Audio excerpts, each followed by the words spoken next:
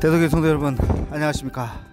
임정수 목사입니다. 오늘 인과 함께 시즌2 네 번째 시간, 이렇게 영일대에서 넓은 바다를 보면서 이렇게 시작합니다. 우리 목사님들하고 아침에 새벽 예배 마치고 이렇게 라이딩 나왔는데요. 이 순간이 참 행복한 순간이고, 이 순간이 참 포항에서 사역하는 것이 얼마나 참 기쁜가 하는 것을 새롭게 느끼는 시간입니다. 오늘 또 저와 함께 같이 또 짧은 시간이지만 또 즐거운 시간 함께 같이 보냈으면 좋겠습니다.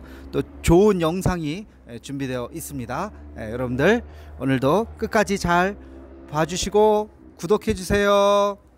안녕. 자, 지금부터 우리 몇 명 못 모였지만 우리 비전 선교회 우리 화상 나눔을 시작하겠습니다. 박수! 자, 우리 각자 원빈아 대답해 보세요. 원빈아. 네. 그래요. 재밌어? 신기해? 네. 그동안 어떻게 지냈는지 우리 이은진 집사님부터 간단하게 좀 얘기 좀 해줘 보세요. 네. 어떻게 지냈는지. 네, 이제 선우가 이제 어린이집 가게 돼서 조금 아침에 여유가 생겼고요. 이제 뭐 설명이나 받아서 비슷한 데서 이제 조금 이제 적응되는데 계약을 하네요. 그래요. 예. 알겠습니다. 이민아 지사님. 네. 어떻게 지내셨어요? 네, 그냥 애들 보면서 성빈이는 어린이집 가고 원빈이는 전 온라인 수업 끝나고 과자 먹고 원빈이랑 놀고 있어요. 그래요. 이현주 집사님. 네. 예, 어떻게 지내셨어요? 우리 주한이. 주한아.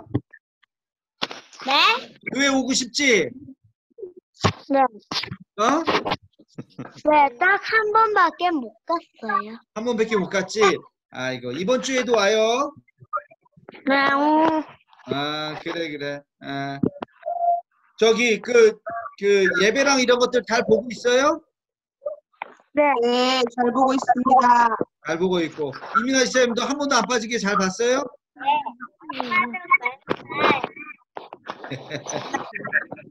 이현주 집사님도 잘 봤죠? 네. 그래요. 아이고. 지금 성경 공부는 어떻게 안 빠지고 잘 보고 있어요? 죄송합니다. 잘 못 보고 있구나. 이은지 집사님은? 이은지 집사님도 못 하고 있어? 매일은 못 보고 드문드문 보고 있습니다. 드문드문. 이민아 집사님은? 네, 저 거기도 드문드문? 저기 애들 때문에 보기가 어렵나? 네. 아무래도 숙제물도 너무 많아요. 숙제? 무슨 숙제? 애들 애들 학교 숙제가 숙제가 많습니다. 엄마 숙제. 학교 숙제. 온라인 그래서 수업이 숙제하고. 그러면은 집에서 해줘야 되니까. 네네. 아이고, 그렇구나. 목사님, 예, 가야 돼? 저는 이제 나가야 돼요. 아이고, 아쉽네, 벌써. 네, 나갔다 다시 들어오던데 주환이를 데려다 주고 와야 돼서. 그렇구나. 네. 알았어요. 네, 이민호 일로 씨 봐요. 너무 반가워요. 주한이 안녕. 주한이 안녕. 원빈 안녕. 안녕. 예. 참, 한 가지. 가족 예배 드렸어요? 네. 이은진 집사님, 가족 네. 예배 드렸어요? 화요일 날? 그거 받아오지는 못해가지고 그냥 이제 집에서 그냥 드리긴 드렸어요. 이민아 집사님, 네. 이민아 집사님, 가족 예배 드렸어요? 안 드렸어요? 잘못 들렸어. 예? 잘못 들렸어. 비전 선교회가 열심히 가정 예배 드려야 돼. 예? 비전 선교회가 제일 중요한데 가정 예배를 잘 저는 드려야지. 올해면 이제 끝나는데. 아니 어쨌든 애들이 어리잖아 지금. 애들 어린 사람들 이제 가정예배 잘 드리라고 만든 거니까. 네. 알겠죠? 네. 그래요. 예. 하여튼 뭐 고생 많습니다. 예. 그 구약 성경 아무도 안 듣는 것 같은데 보니까. 몇 번 들었어요? 이은진 집사님 몇 번 공부하겠습니다. 들었어요? 아니요, 듣긴 들었어요. 한 2번 정도. 유튜브에 사라지기 전까지 다 볼게요. 6월 말에 7월 초에 사라집니다. 네, 고전까지는 몰아서라도. 이민아 집사님 좀 봤어요? 못 아니요. 봤지? 내 거 했던 교회에서도 안 봤나? 그 교회사 그거 꼭 봐야 되는데 그거 진짜. 네, 그런데 그게 제목 비전 공부를 하시는 것 같은데. 늘 전달하고 있습니다. 비전 카톡에. 비전 네, 카톡에 그 전달은 들어가서 하고 있어요? 전달하는데 아무 댓글도 없고 근데 숫자는 사라져요. 관심이 없구나 다들. 아 진짜. 볼 거라고 믿고 있습니다. 아니 내가 지금 심각한 고민이 하나 있어요. 우리 5분 남았는데 우리 가을에 우리 그 뭐죠? 그 비전 플러스 모임 하려고 그러잖아. 네. 근데 이거 모임 될까? 가을부터 해야 되겠죠? 네. 가을부터 여름까지 좀 쉬고 하지 말까? 부담스러우면 어? 부담스러우면 안 해도 뭐 아니 뭐 할 거는 많은데 하고 싶은 것도 많은데 이렇게 좀 많이들 안 오면 이것도 괜히 또 부담만 주는 거 아닌가 싶은 생각이 들어서 이은지 집사님 어떻게 하면 많이 모일까 그게 제일 걱정이에요. 근데 억지로 모이는 건 또 한계가 있고 좀 참 어렵네. 주일날 설교는 다 들었나 모르겠네. 내가 네, 포스트 코로나 3주 했잖아요. 거기에 아주 중요한 얘기들을 많이 했는데 사실 우리 젊은 사람들하고 거기 설교 후에 좀 얘기도 좀 많이 나누고 그러고 싶었는데 이런 시간을 통해서 좀 하면 좋을 것 같은데 의견도 좀 의논도 좀 듣고 왜냐하면 이제 앞으로 이런 오프라인 모임이 온라인 모임이 점점 좀 활성화될 수밖에 없는 상황이니까 아까 이은진 씨는 소감 얘기 안 했죠? 소감 다시 얘기해. 또 이렇게 새로운 온라인에서 만나게 돼서 너무 반갑고요. 예. 이제 한두 명씩 학교나 어린이집 간다고 하니까 이제 제가 해방이 되는 기분이네요. 자, 그러면 행복하시고 나중에 한번 또 뵙겠습니다. 네, 반갑습니다. 네, 끊을게요. 안녕히 계세요. 목사님께서 그동안에 목사 안수 받으신 날짜도 5월 3일이고 우리 교회에 와서 위임 받으신 날도 5월 3일이고 우리 포항대도교회가 창립 기념일도 5월 초에 같이 겸사겸사 했습니다. 그런 차원에서 우리 당회원들이 같이 뜻을 모아서 이렇게 초촐하지만은 이렇게 자리를 마련했습니다. 뜻깊은 날 이렇게 함께 모여서 축하하며 서로 감사하는 마음을 가지고자 이렇게 했습니다. 지금 또 코로나 때문에도 우리 교회 위상이 더 높아진 것에 대해서 부목사님과 더불어 고맙고 감사합니다. 많이 하시네요. 저도 한마디 간단하게 하겠습니다. 하여튼 뭐 저희는 감사하고요. 우리가 뭐 어려운 교회였지만 우리 자매님들 너무 잘 도와주시고 너무 행복하게 지금도 그렇게 잘하고 있습니다. 늘 감사드리고 목사가 뭐 할 수 있는 게 자매님들이 도와주지 않으면 할 수 있는 게 뭐가 있겠습니까? 자매님들 너무 열심히 잘 도와주시고 좋아해 주시고 격려해 주시고 그래서 5년 동안 참 감사하게 은혜 가운데 잘 왔고 앞으로 또 갈 길이 많으니까 같이 협력해서 좋은 교회 정말 좀 이 시대에 참 교회다운 그런 교회 같이 만들어갔으면 좋겠습니다. 정말 감사합니다. 너무 감사합니다. 하나님 아버지 참으로 감사하고 고맙습니다. 우리 교회를 사랑해 주시고 사랑하시는 목사님을 우리 교회에 오신 지도 벌써 이제 만 5년의 세월이 지나갔습니다. 우리 당회원 모두가 협력해서 아름다운 교회, 행복한 교회를 만들어갈 수 있도록 축복하여 주시고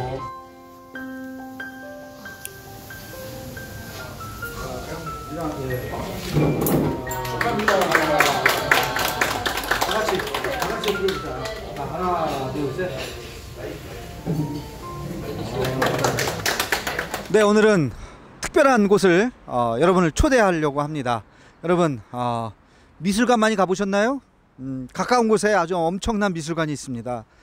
그곳에서 어떤 그림이 있는지 여러분 한 번쯤은 보셨을 텐데 그 그림의 의미가 뭔지 오늘 한번 좋은 귀한 분 모셔서 큐레이터 한 분을 모셔서 좋은 또 명화, 성화, 감상을 한번 해보시겠습니다. 우리 한번 같이 가시겠습니다. 안녕하세요. 장성희 사모입니다. 큐레이터라고 소개하셨지만 전 큐레이터는 아니고요. 저희가 저희 교육관 리모델링 하면서 그 라온 갤러리라고 2층하고 3층에 이렇게 갤러리를 만들었습니다. 그래서 성화도 있고 다른 이제 작품들도 많이 있어요. 근데 그냥 지나치면서 보셔서 잘 모르실 것 같아서 이번에 인과 함께를 통해서 좀 자세히 설명을 해드리려고 합니다. 저희가 여행을 가면 유적지나 예술작품이나 많이 보실 거예요. 근데 뭐든지 아는 만큼 보이고 그 사람들도 그 사람의 인생 스토리를 알면 더 자연스럽게 친해지듯이 미술 작품도 거기에 있는 화가의 이야기와 또 그 작품이 나오기까지 이야기를 아시면 더 친근감 있게 또 잘 기억에 나시면서 또 재밌게 보실 수 있을 겁니다. 오늘은 성화를 위주로 설명을 해드리려고 합니다. 한 3주에 걸쳐서 작품을 같이 보실 텐데요. 오늘은 먼저 예수님의 생애 중에서 이제 세 작품을 보실 겁니다. 근데 성화 같은 경우에는 다른 작품들과는 좀 달라요. 왜냐하면 옛날에 문맹률이 높을 때 성서 대신에 성화를 보면서 신앙을 고취시키고 또 자기 신앙 고백을 하는 역할을 많이 했던 게 성화이기 때문에 저희도 오늘날에도 성화를 보면 마치 성서가 눈앞에 펼쳐진 것 같은 감동을 느끼실 수 있을 겁니다. 그럼 함께 오늘 세 작품 같이 보실게요. 첫 작품은 동방박사의 경배라는 작품입니다. 이 작품을 그린 화가에 대해서 먼저 설명을 드릴게요. 루벤스라는 화가인데요. 플랑드르 지방에서 활동했던 화가입니다. 플랑드르는 지금 벨기에하고 네덜란드 일대를 이야기하고요. 루벤스 같은 경우에는 굉장히 부유한 집안에서 태어나서 자랐어요. 그리고 본인이 6개 국어를 하는 굉장히 똑똑한 사람이었습니다. 그래서 화가뿐이 아니라 당시에 스페인, 이탈리아, 영국을 오가면서 외교관의 역할도 했고요. 각국에서 귀족의 자귀를 받기도 했습니다. 그 정도로 역량이 있는 사람이었죠. 근데 유럽 여행을 하시다 보면 루벤스의 그림을 굉장히 많이 보실 거예요. 다른 사람들의 작품보다. 왜 그러냐면 루벤스는 그림 공장을 만든 최초의 사람이기도 해요. 공방이라고 하는데 밑에 굉장히 많은 숫자의 제자들이 있었어요. 한마디로 얘기해서. 그래서 루벤스가 먼저 밑그림을 그리면 제자들이 대충 이제 채색을 다 하고 마지막 라스트 터치만 또 루벤스가 하는 걸로 해서 루벤스의 이름을 가지고 작품들이 나갔던 거죠. 왜냐하면 루벤스 그림을 사고자 하는 사람이 너무 많았기 때문이에요. 그러니까 굉장히 부유하기도 했습니다. 근데 여러분 루벤스 하면 우리가 잘 모르는데 플란다스의 개를 기억하실 거예요. 플란다스의 개 아시죠? 거기 보면 네로와 파트라슈가 마지막에 그 어떤 그림 앞에서 그 그림을 보면서 죽어가는 장면이 마지막 장면에 나오거든요. 어릴 때 그거 보고 굉장히 많이 울었었는데 거기 그 작품을 그린 사람이 루벤스예요. 그래서 네로가 그 그림을 너무너무 보고 싶어 했는데 돈을 내고 봐야 돼서 결국 마지막 죽기 전에 봤던 그림입니다. 그 그림은 3단 제단화로 십자가에서 내려지는 그리스도를 그린 그림이에요. 나중에 기회가 되시면 꼭 한번 보셨으면 좋겠어요. 그리고 또 루브르 박물관을 가보신 분이 한 관에 보면 루벤스의 그림이 21점이 그 메디치가에서 프랑스로 시집갔던 섭정 황후죠. 섭정 뭐라고 했나? 태황후? 였던 마리 드 메디치라는 그 여자의 일생을 그린 또 그림 작품을 보실 거예요. 그래서 오늘 루벤스를 아시고 나중에 혹시 여행을 가서 보시면 더 친숙하게 다가오실 겁니다. 작품을 같이 보실게요. 자, 동방박사의 경배입니다. 양쪽으로 구분해서 보면 이쪽에 어머니 마리아 그리고 요셉 그리고 아기 예수님이 있습니다. 그리고 이쪽의 그림에 이제 동방박사 3명과 여기 군인들이 있는데 이거는 이제 헤롯 왕이 보낸 군인이 아니라 이 세 동방박사를 모시고 왔던 수행원들이겠죠. 자, 이제 예수님의 경배를 드리고 또 예물을 드리는 동방박사 3명이에요. 근데 그거 아세요? 동방박사가 3명이라고 성경 어디에도 나와 있지 않습니다. 근데 왜 우리는 동방박사가 3명이라고 알고 있을까요? 선물이 3개예요. 그죠? 황금과 유향과 모략. 그런데 초기 카타콤 미술에서는 동방박사는 4명이나 2명으로 그려집니다. 근데 그 이후에 그 오리게네스 신학자 이후부터 3명으로 이제 정착이 되게 돼요. 그 이후에 또 뭐 이제 이름도 주어지고 그러는데 그 이후에는 계속 우리는 동방박사는 3명으로 알고 있습니다. 자, 근데 동방박사를 잘 보세요. 백인, 흑인, 황인으로 그렇게 구분 지어져요. 그러니까 유럽, 아프리카, 아시아 대륙을 상징하죠. 그리고 또 인생의 3단계를 나타냅니다. 청년, 장년, 노년의 인생이죠. 그래서 전체 인생이 주님 앞에 무릎 꿇고 경배를 드리는 거예요. 근데 나중에 교부 시대에 또 오면 이 동방박사를 박사나 뭐 현자나가 아니라 왕으로 나타내게 됩니다. 왜냐하면 이제 시편 72편에 보면 모든 왕들이 예물을 드리고 그 앞에 부복하니라 이런 예언이 있어요. 그 예언을 이룬 것이 바로 동방박사라고 하고 이들이 뭐 시바나 스바 지역에서 온 왕들이다. 섬나라에서 온 왕들이다. 이렇게 교부들이 이야기합니다. 자, 그래서 이렇게 경배를 드리고 또 예물을 드리는 작품 장면이 등장하죠. 여기 잘 보시면 여기를 좀 잘 봐주세요. 여기 보면 어떤 기둥의 머리 부분이 이렇게 떨어져 있는 부분이 보입니다.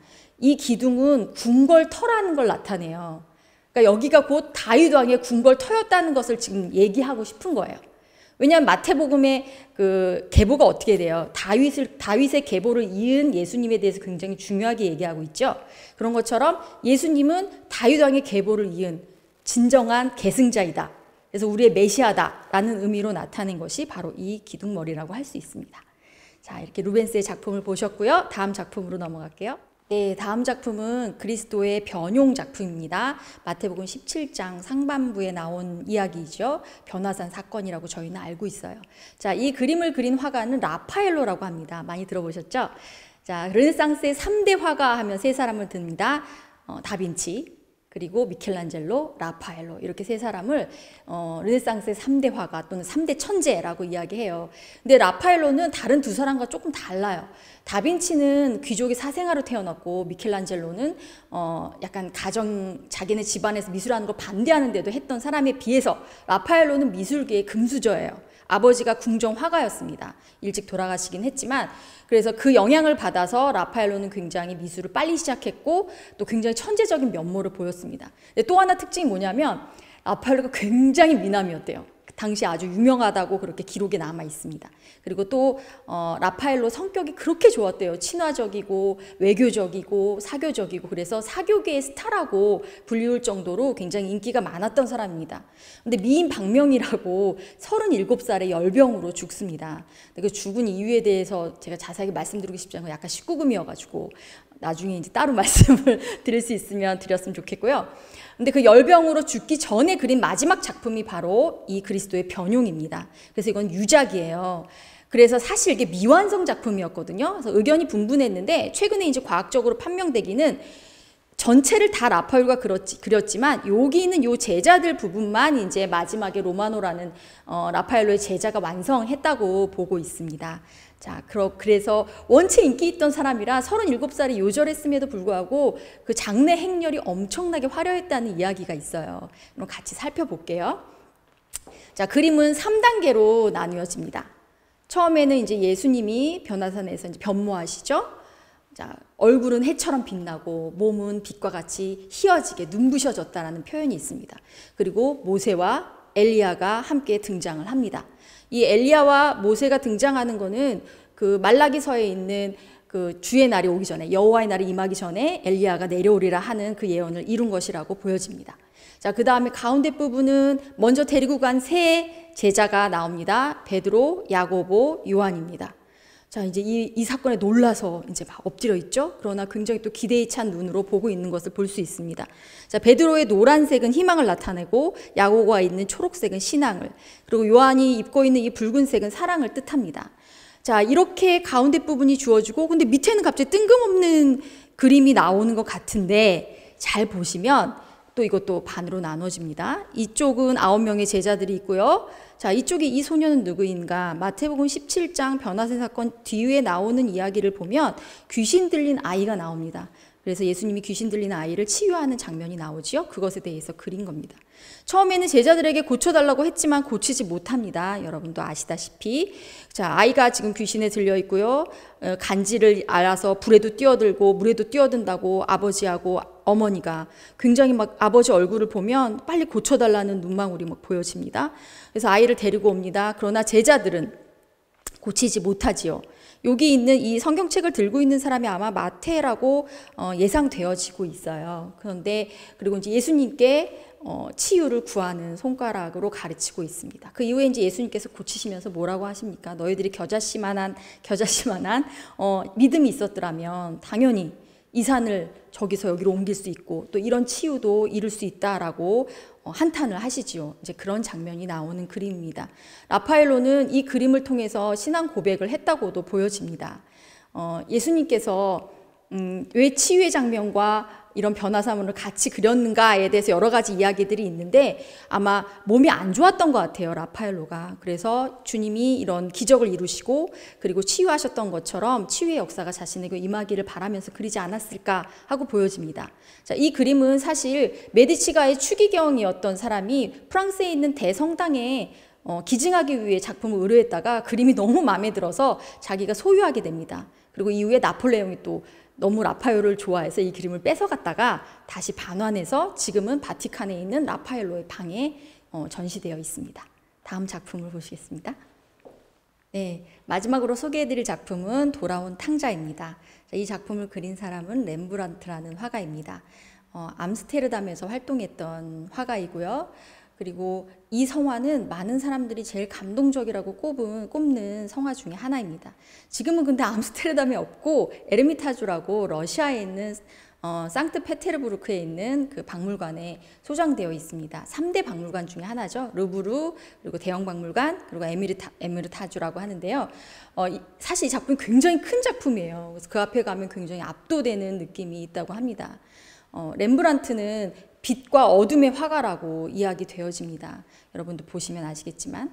근데 제가 또 재밌는 얘기를 하나 해드릴게요. 렘브란트가 얼마나 훌륭한 화가이고 다른 이후에 그 후대 화가들한테 영향을 준 화가였냐면 스탕달 신드롬이라고 들어보셨을 거예요. 어떤 예술적인 작품이나 이런 걸 접했을 때 갑자기 현기증이 나고 또 구토가 나고 또 기절하기까지 하는 이런 어떤 증상을 스탕달 신드롬이라고 하는데요.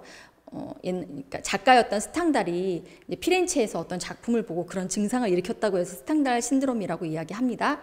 그런데 고흐가 암스테르담 국립미술관이 처음 이제 개관을 했을 때 이 렘브란트가 그린 유대인 신부라는 작품 앞에서 그런 증상을 일으켰다고 해요. 2시간 동안 꼼짝도 않고 그 작품만 봤기 때문에 친구들이 이제 그만 가자 그랬더니 고흐가 이렇게 얘기했다고 합니다. 내가 이 작품을 2시간만 더 보게 해준다면 앞으로 내 삶에서 10년을 떼어줄 수도 있다라고 그렇게 감동을 받았다는 이야기를 합니다. 그 정도로 후대 화가에게도 영향을 미치고 지금도 굉장히 인기 있는 화가 중에 하나예요. 그런데 굉장히 좀 아이러니한 거는 그 바로크 화가 중에 저희가 맨 처음에 소개했던 루벤스와 렘브란트가 약간 라이벌 구도로 가는데요. 왜냐면 구교 신자이고 여기는 이제 신교의 신자였고요. 그러니까 개신교의 신자였고요. 그리고 같은 시대를 거의 동시대를 살았는데 루벤스는 굉장히 부유했던 데 반해서 렘브란트는 굉장히 불우한 삶을 삽니다. 일단 작품을 설명한 후에 제가 그 다음에 이제 이 사람이 이 그림을 그리게 된 그 스토리에 대해서 이야기를 해드리겠습니다. 자, 작품을 먼저 볼게요. 제가 아까 얘기했듯이 렘브란트는 빛과 어둠을 명확하게 대비시키면서 주제를 부각시키는 그림을 그립니다. 그 이전의 바로크 화가들은 좀 신화적이고 굉장히 완벽한 사람에 대해서 인체의 비율 이런 걸 중요하게 여겼는데 렘브란트는 주제를 부각하기 위해서 굉장히 감정적이고 또 어떻게 보면 굉장히 인간적인 모습들을 그리려고 많이 노력했던 화가예요. 작품을 보시면 빛이 어디로 쏟아지는가를 보면 이 사람이 뭘 얘기하고 하는지를 알 수 있습니다. 자, 빛이 어디로 가장 주어집니까?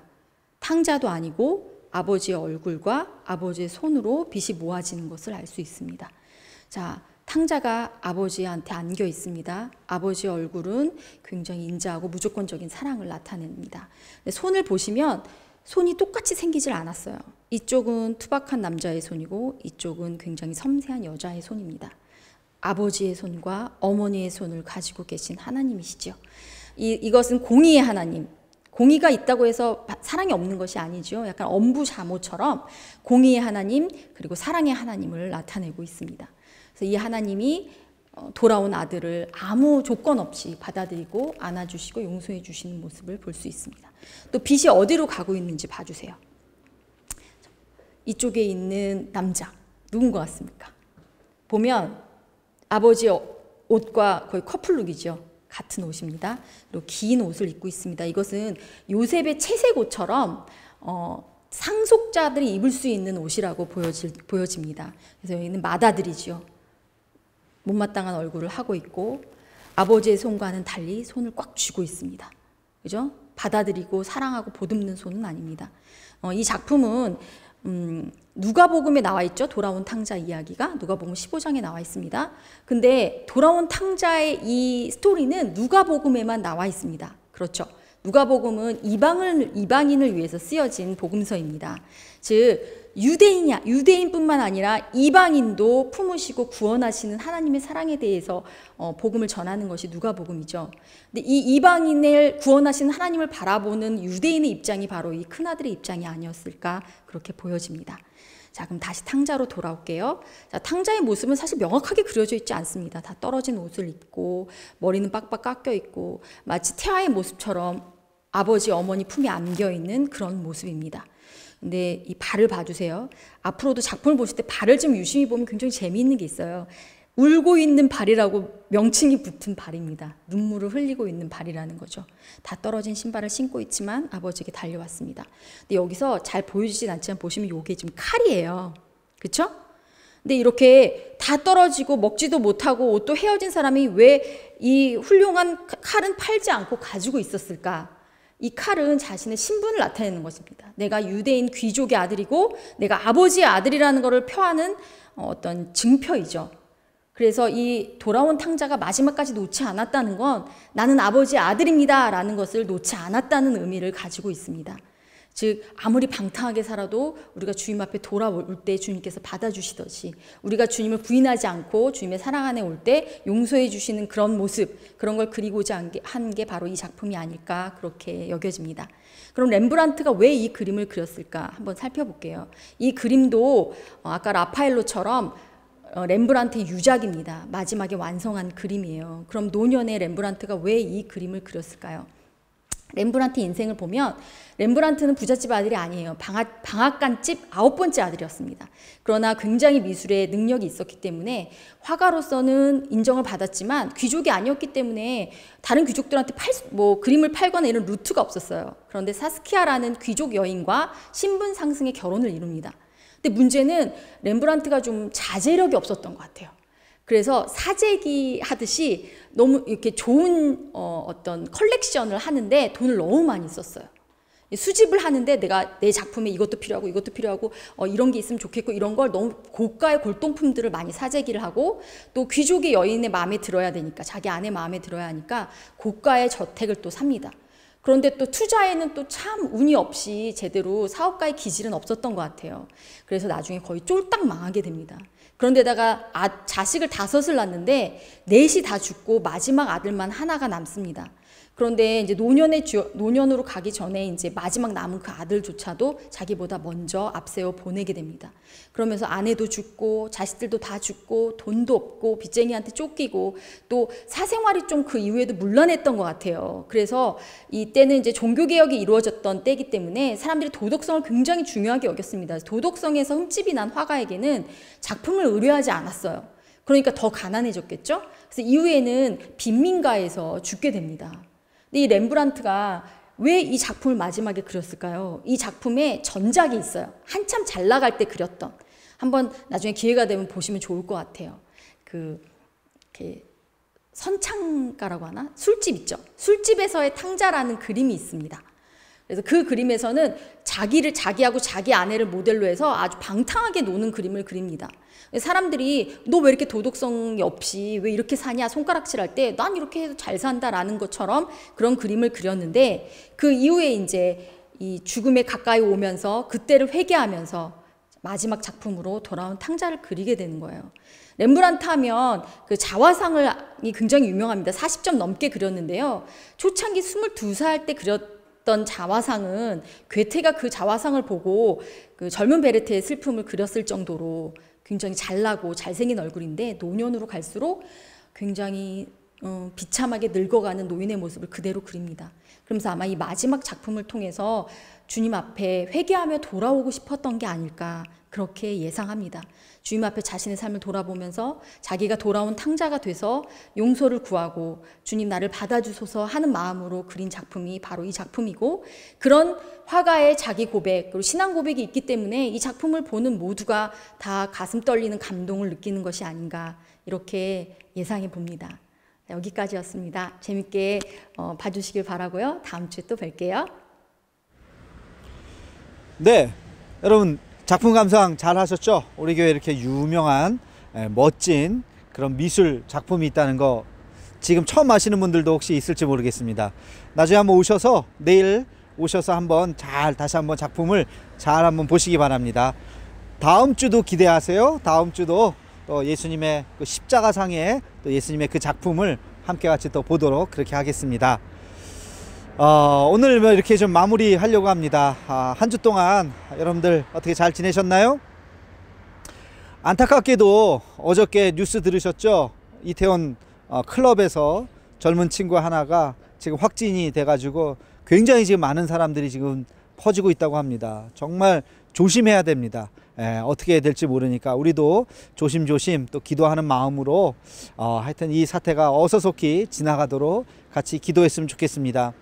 내일 예배 지난주하고 똑같습니다. 1부 8시, 2부 9시 반, 3부 11시 예배입니다.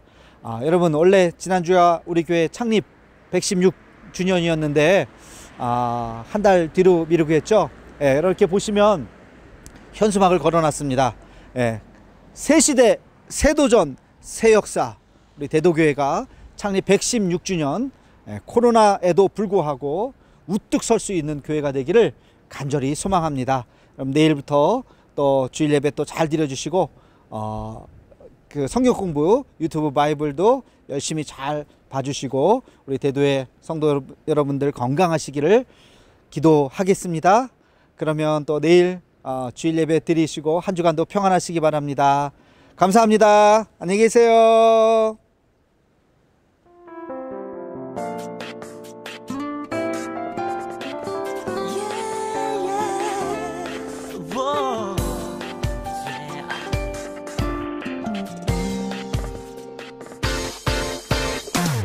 아주 먼 옛날 하늘에서